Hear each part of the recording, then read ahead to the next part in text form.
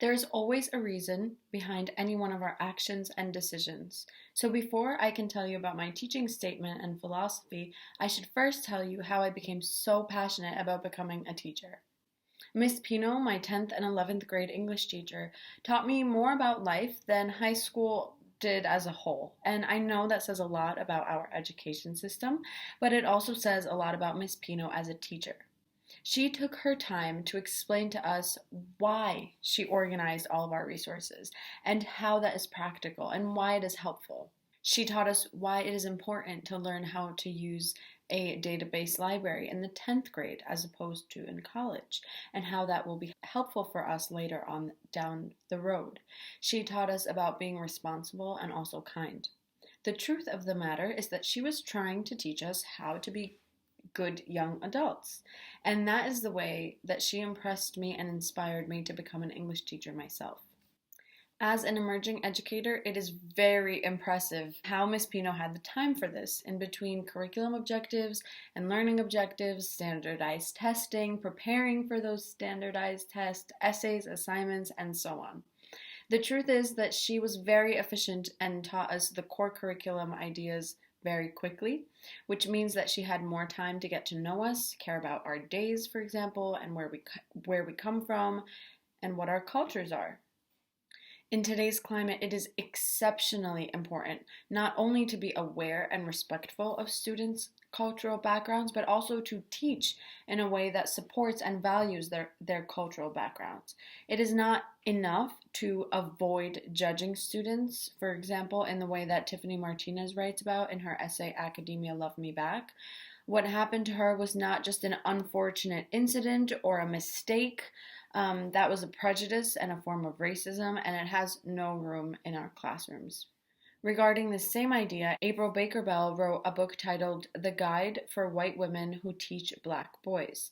And there, teachers can learn why insisting on standard English, or standard American English, which is actually more accurately said white mainstream English, is only setting students up for racism and judgment. And it's not setting them up for the real world or for what they can expect or should expect when they get out into the real world.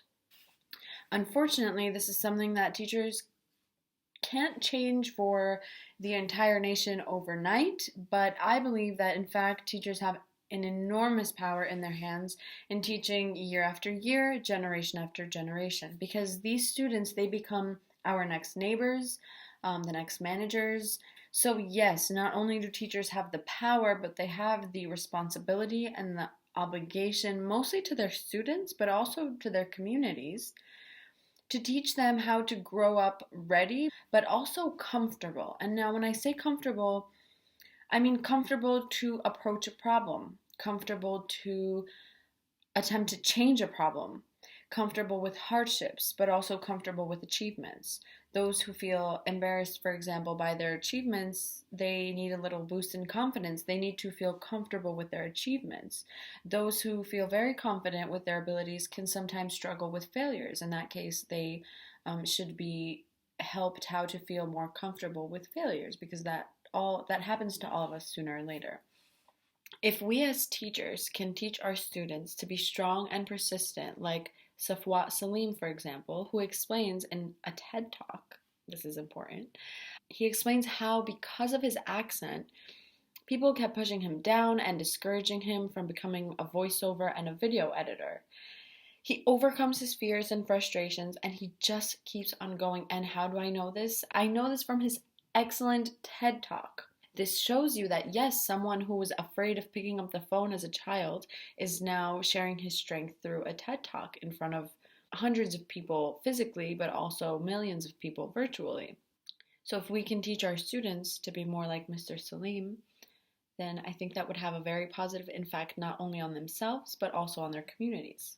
The idea is that students in today's education system need our help. We need to teach them to be successful, but we should probably define successful first, right? So my idea of a successful young adult is one that is respectful, kind, leads with good intentions, stands up for what is right, both for themselves and for others, and one who is responsible.